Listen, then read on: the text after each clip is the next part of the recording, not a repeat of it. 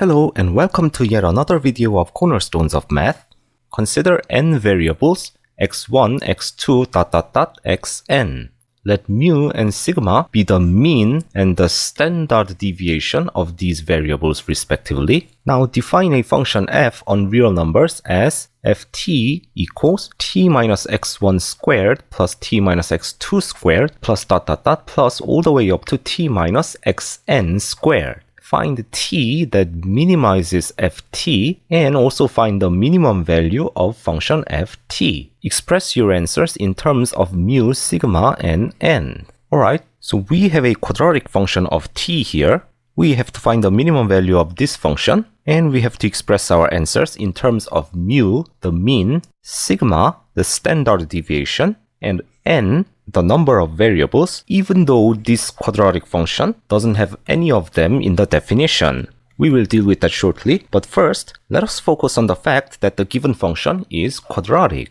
The most common way to find the maximum or minimum value of the quadratic function is to change the given expression into a vertex form, that is, fx equals a times x minus p squared plus q, where the point p, q becomes the vertex of parabola. Once we have obtained this form, it is easy to find the minimum value because it is simply fp. So let us rearrange terms in this function into a vertex form.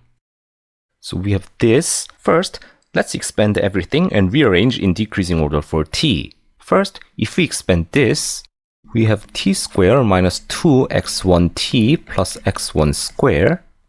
And if we expand this, we have t squared minus 2x2t plus x2 squared plus all the way up to expansion of this t squared minus 2xnt plus xn squared. Now, if we seek for t squared terms, we have total n of them, so we have nt squared. Next, the first degree terms t. Here we have minus 2x1t, and here we have minus 2x2t, all the way up to minus 2xnt. Therefore, we have minus 2x1 plus x2 plus xnt. Now for the constant terms, that is, terms that do not contain t. We have x1 squared here, x2 squared here, and xn squared here. So we have x1 squared, x2 squared, plus all the way up to xn squared. Alright, so we have obtained the expanded form. So now we have to complete the square in order to obtain the vertex form. But before we do that, let us first recall the definition of this mean and standard deviation. The mean is simply the sum of all values divided by the number of variables n.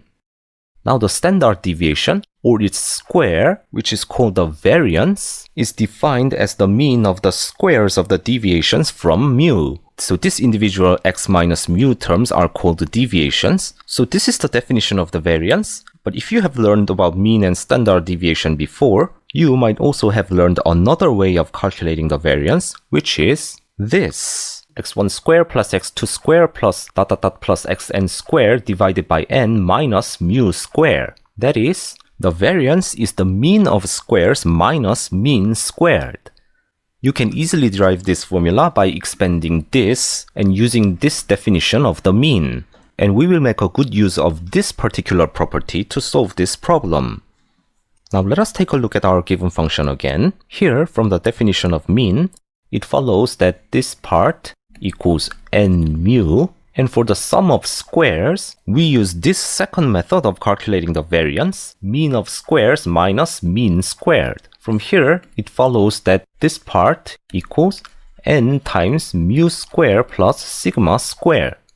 Therefore, ft equals nt squared minus 2n mu t plus n mu squared plus sigma squared, which is n times t squared minus 2 mu t plus mu squared plus sigma squared, and this part becomes the complete square, which is t minus mu squared, and we have plus sigma squared.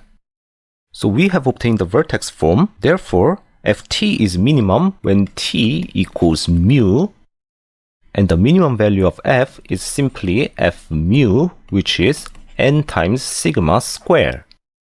So we have our answers.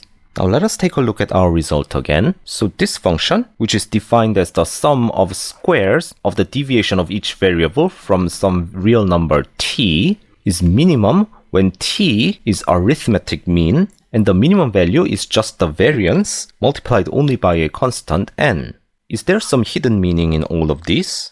Well, if we dive deeper, we can expand this result into several other topics, such as choosing the representative values in statistics and why mean and standard deviations are defined as they are, but these are topics for other videos in the future, and I will just finish this video right here.